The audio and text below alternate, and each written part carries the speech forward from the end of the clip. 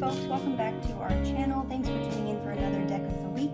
I'm Cassidy the Cardslinger, and today we're going to take a look at the Klimt Tarot, or the Golden Tarot of Klimt. The version I have here is just the standard little flimsy cardboard box edition. It's really, really lovely. As you can see, it's got beautiful gold foiling, very shiny deck. It's really lovely. Sharon's gonna love this one. And so it's published by Lo Scarabeo, made in Italy, and it's based off of the artwork created by Gustav Klimt. So it comes with a nice little guidebook. We can just hop right in here, and it also tells you artwork, all the correct folks to get recognition for the deck. And it has this, it's just a little very standard guidebook. Tells you a little bit of an introduction about the artist, and then a couple of little keywords there for each of the cards. I think it does have, it's got one little spread in there, and I think probably a little introduction on how to read the cards, that kind of thing. Just a very basic little standard little white book. It also comes with 2 additional cards. So this is the back, a lovely, beautiful reversible backing. Thank you to the creators. And yes, so again, we just have our little Lo Scarabeo standard card that it comes with, a little advertisement, and then the little title card for the deck. So yeah, I mean, without further ado, we can just get started with the flip through. Box, like you can see the lovely shininess. It's beautiful. This deck is stunning. So let's get started. I mean, I guess I'll say too, it's very standard size deck. You know, it's not massive. Very, very standard. So you'll see its imagery is very, very different. So I'll just start going through the cards here, starting with the Fool.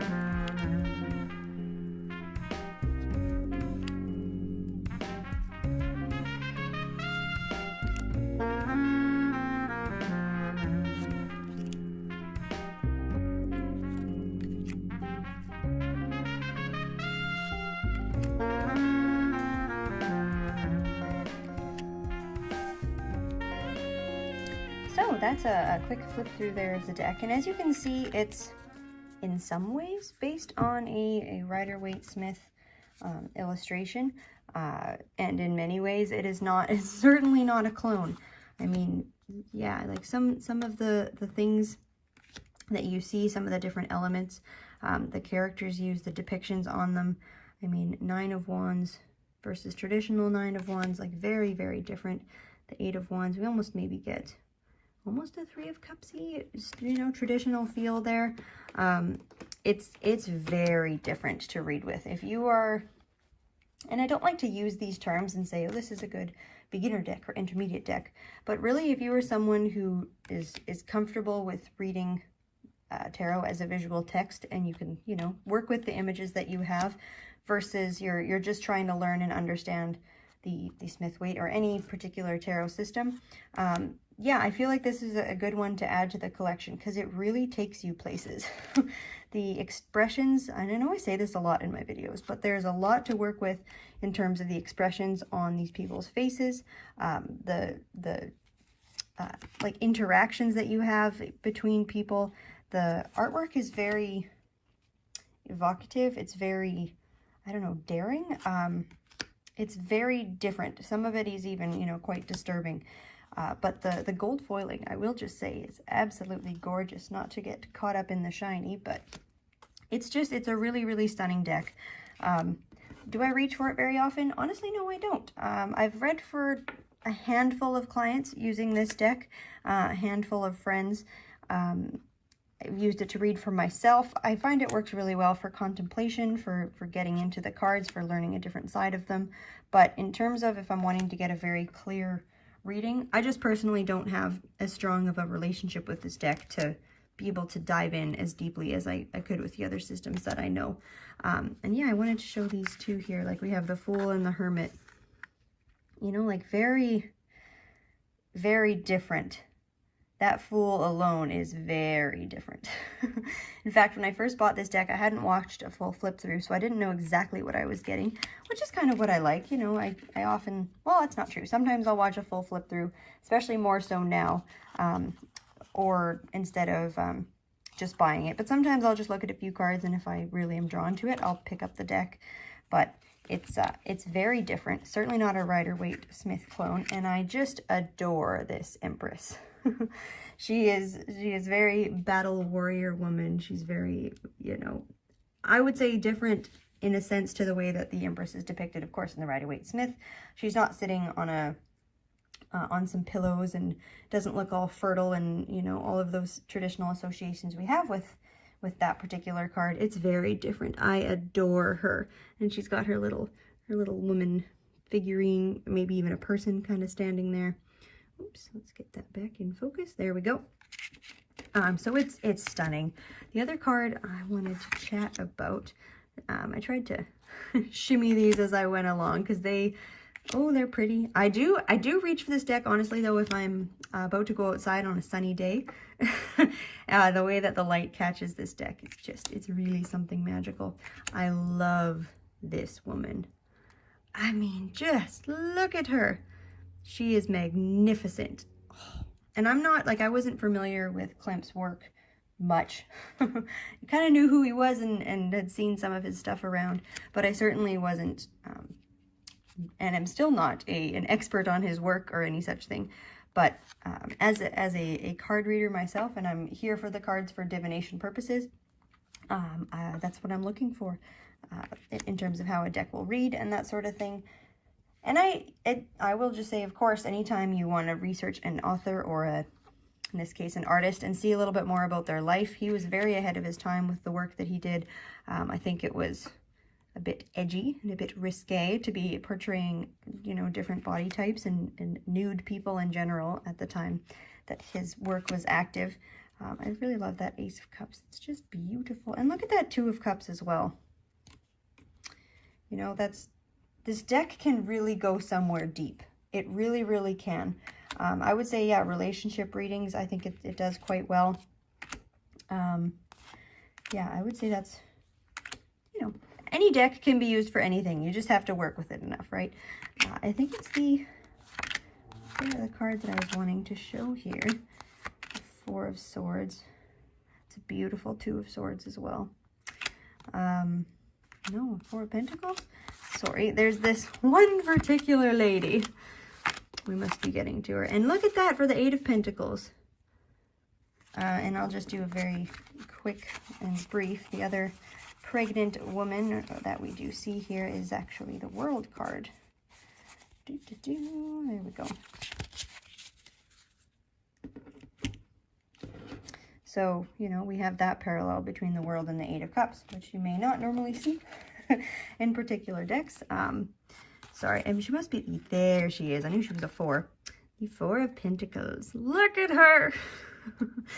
I've had her come up in relationships and readings of, I'm not judging people when I say this, but like the potentially crazy ex, the person you maybe don't want to get back together with. I just had vibes from her that were a little bit untrustworthy, and maybe that this person did not have the best intentions for the person I was reading for. I just love her though. I think she's really sassy. She's a little bit wild. Her hair is amazing. Just this deck, as you can see, the cards really do, I think, speak for themselves, but it's very different. I mean, look at this Two of Pentacles. You know, it's really got its own voice. It definitely has its own style. Now that I'm going through this, I might actually pull this out to work with it more. But it's a gorgeous deck. Work with it in good lighting and or on a sunny day, because it's very, very shiny and it's lovely. And yeah, I mean, it's your standard traditional low scarabeo size and cardstock. So I don't know. I wouldn't call it flimsy, but it's definitely riffle shuffleable. But something with this one, you know, I don't know. I haven't, like I said, worked with this a ton, and I'm not sure if it would scrape off the foiling. I don't think it will. Like, it's really on there. It's made very, very well. They do produce, for the most part, and all the decks I have from them, really excellent quality decks. So again, there's our beautiful reversible background. I love that, or background, card back. But yeah, so this is a quick look at this deck. You do have as well the different languages. So if you're someone who is not English first language, or if you are reading for someone, it's maybe nice to have these additional translations here. I don't mind the border in this deck. But although I think, considering at one point cutting it off, but I really like the little extra gold shiny bit that you have here along the sides. Like, it's just gorgeous. We do have like the nice clear titles. I hope that showed up okay. Then the number and what each of the card titles are. But anyways, yeah, I don't have a whole lot to say on this one, because it's not particularly a deck that I work with a lot, but it's very, very different. And that's really how I'm expanding my collection right now, is picking up decks that are not repeats.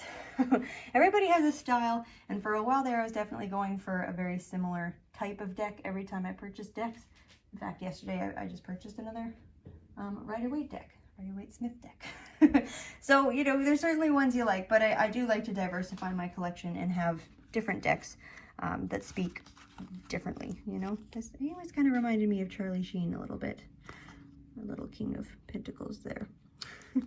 But anyway, stunning, stunning deck. Very, very different. Like I said, I would recommend it for someone who's maybe wanting to really expand their tarot knowledge, go a different direction with it, work with something very different from the more mainstream type decks. The artwork is really stunning. So with that, I will sign off here, and thank you very much for watching. I hope you're enjoying our content so far, and shoot me some comments down below. Do you have this deck? Do you work with it? Have you seen it before? Or was this a brand new deck to see? We love to hear your comments, and if there's ever any decks that you want us to review or do walkthroughs of, send us a note as well, because one of us might have it in our collection. Yeah, so with that, take care, and we will catch you next time.